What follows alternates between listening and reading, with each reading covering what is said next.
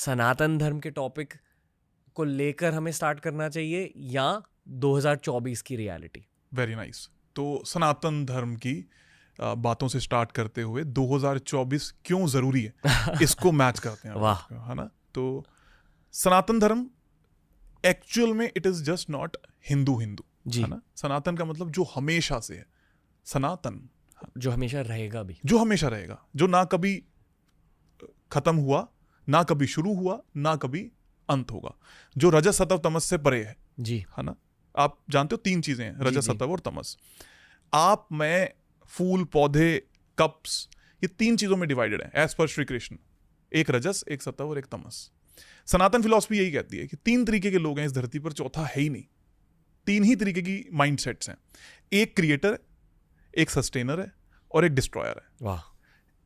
सुबह आप उठते हो, आप उस वक्त क्रिएटर हो। जब आप पूरा दिन चला रहे हो तो ये सस्टेनर है, और जब आप रात को जाके सो जाते हो ये डिस्ट्रॉयर है, वो शिव है। तो ये सनातन है। सनातन हमें ये बात बोलता है कि 2 चीजें हैं इस पूरी पृथ्वी पर, एक है पुरुष, एक है प्रकृति। पुरुष का मतलब नॉट मेल, पुरुष जिसको चेंज नहीं किया जा सकता, जो बदलाव नहीं ला सकते। फॉर एग्जाम्पल, आप एक सर्टेन हाइट को अचीव करने के बाद, एक सर्टेन शक्ल को अचीव करने के बाद आप चेंज नहीं हो सकते।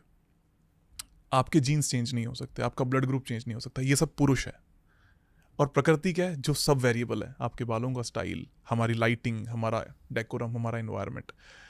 तो ये रजस सत्व तमस और पुरुष प्रकृति सनातन है जी। जो हर किसी के अंदर हमेशा से थी, बदल नहीं सकती।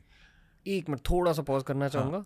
दुनिया भर ना, स्पेशली अमेरिका, यूरोप में वास्तुशास्त्र की बातें थोड़ी सी होती है, फेंग शुई की बातें ज्यादा होती है। इफेक्टिवली कॉन्सेप्ट सेम ही है कि आपकी एनवायरनमेंट को आप ऑल्टर कैसे कर सकते हो अपनी लाइफ के लिए। पर क्योंकि वास्तुशास्त्र सनातन धर्म से जुड़ा है, आई फील कि बहुत सारे इंडियंस इसे कूल नहीं मानते। हाँ, जब फॉरेनर्स अडॉप्ट करने लगते हैं तब कूल माना जाता तब कूल माना जाता है। बहुत ही ऐसे क्वेश्चन आपने 2 रख दिए जिनकी डिस्क्रिप्शन एक ऐसे लंबी सारी है, तो मैं कुछ स्टार्ट करता हूँ। पर आप पहला सवाल भी कंप्लीट कर देता हूँ। हाँ। तो हमने 2 बातें करी ना, सनातन क्या था जी। कि 3 तरीके के माइंडसेट और 2 तरीके की फिजिकलिटी, पुरुष और प्रकृति। हमारे अंदर भी 2 हैं। तो शिव जी का रूप दिखाया गया Ardhanarishvara, 1 is feminine, 1 is masculine. इसके बेसिस पे सनातन उपजा या बना। सनातन में कोई रूप नहीं है, उनके परिभाषा है। जैसे विष्णु जी ने राम बन के अलग मैसेज दिया और कृष्ण बन के अलग मैसेज दिया। तो वास्तुशास्त्र तब कहां आया?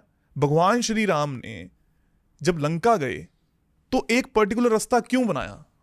किसी ने नहीं पूछा इस बात को कि वही रास्ता क्यों चाहिए था उनको। क्योंकि वो फॉर श्रीलंका जो वास्तु ऑस्पिशियस बनी हुई थी, Ravana was the first vastu consultant as per theory. वाह। ठीक है। तो रावण को सब पता था, इसलिए उसकी बात सोने की लंका दी। एंड साउथ डायरेक्शन जहां पर सबसे ज्यादा पैसा आता है उसने वहीं बनाया, इंडिया के साउथ में। तो जिसके चारों तरफ पानी है उसको बर्बाद करने के लिए क्या कहा जाएगा? हनुमान जी को भेजा जाएगा, जाके देख के तो आ उनका एनवायरनमेंट कैसा है। हनुमान जी के जाकर देख के आया, यार यहाँ पर ये रखा है, यहाँ पर ये रखा है, यहाँ पर ये रखा है। हनुमान जी वापस आते, क्या किया जाए? तो एक रास्ता ऐसा बनाते हैं जो इंडिया के लिए प्रॉफिटेबल हो और उसके लिए शत्रु से हानि का रास्ता हो। यहां से हमारा वास्तुशास्त्र आया। ठीक। महाभारत के अंदर एक माया नगरी का जिक्र होता है। माया नगरी क्या है? पांडवों के लिए बनाई जाती है। माया नगरी को बनाने वाला कौन है? माया या मैं नाम का एक वास्तुशास्त्री है। वो कौन है? वो रावण का साधु है या जमाई है। वो इसलिए उनका महल बना रहा है ताकि पांडव बर्बाद हो जाए। ठीक। तो वहां पर भी वास्तुशास्त्र है। फिर आते हैं 2024 पर। 2024 में हमारा श्री राम मंदिर बनता है। 2024 में श्री राम मंदिर जो बनता है, आज भी अगर टेक्निकली देखा जाए तो उसमें छोटे मोटे से लूप होल्स हैं। क्या है डिटेल में इसको कहना थोड़ा सा ठीक नहीं होगा, बट लूप होल्स हैं। लेकिन वहां पर भी बनाया जाना क्यों बनाया गया? क्योंकि मंदिर फर्स्ट फॉर्मेशन है एक इंसान को उसकी किसी विजडम के साथ जोड़ने के लिए। मतलब मंदिर इसलिए नहीं थे कि आप और मैं ईश्वर को पालें। आप तो ईश्वर को घर में भी पा सकते हो ना, मेडिटेट कर सकते हो, सामने प्रतिमा रख सकते हो। तो मंदिर क्यों बनाए गए?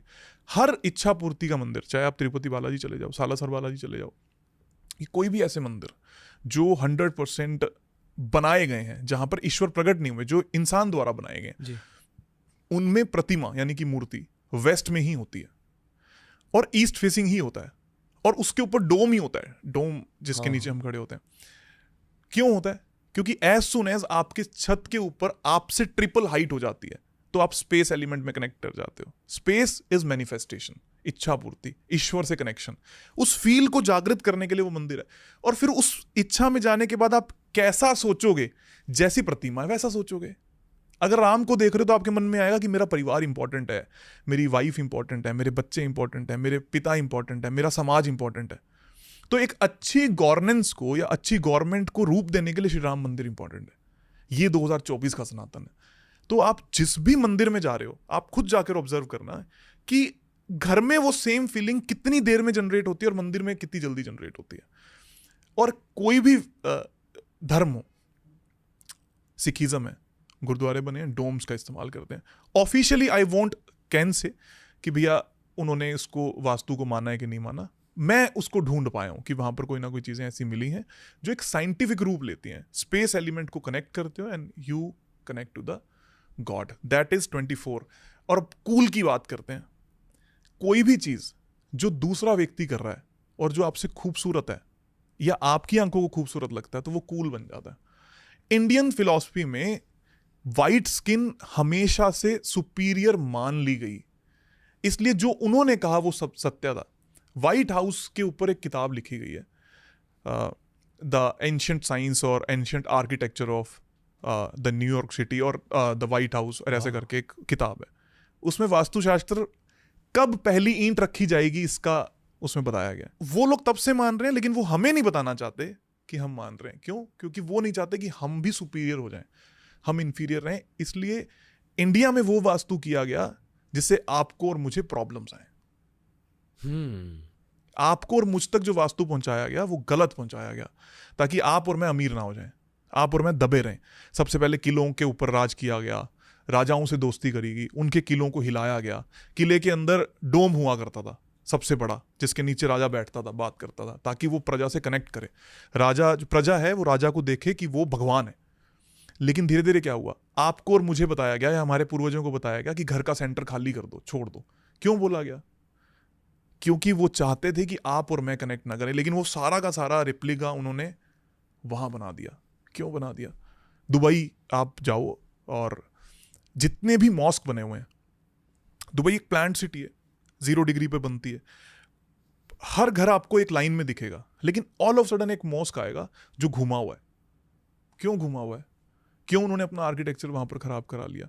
सो दिस इज सनातन, जो हमेशा से था, हमेशा है, हमेशा रहेगा। आप और मैं यकीन करें या ना करें, कूल बनना जरूरी है ही नहीं, इंपॉर्टेंट है रेलेवेंट बनना।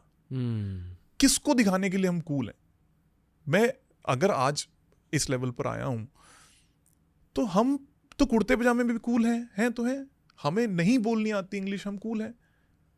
क्या हुआ उसमें कि मैं उसी टर्म्स को यूज करूं जो अंग्रेज बोल रहे हैं? हाँ, मैं विदेश जाता हूं, वहां जो मुझे उनकी भाषा सीखने की जरूरत है तो मुझे सीखनी पड़ेगी, बिकॉज मैं उनकी जगह पर हूं।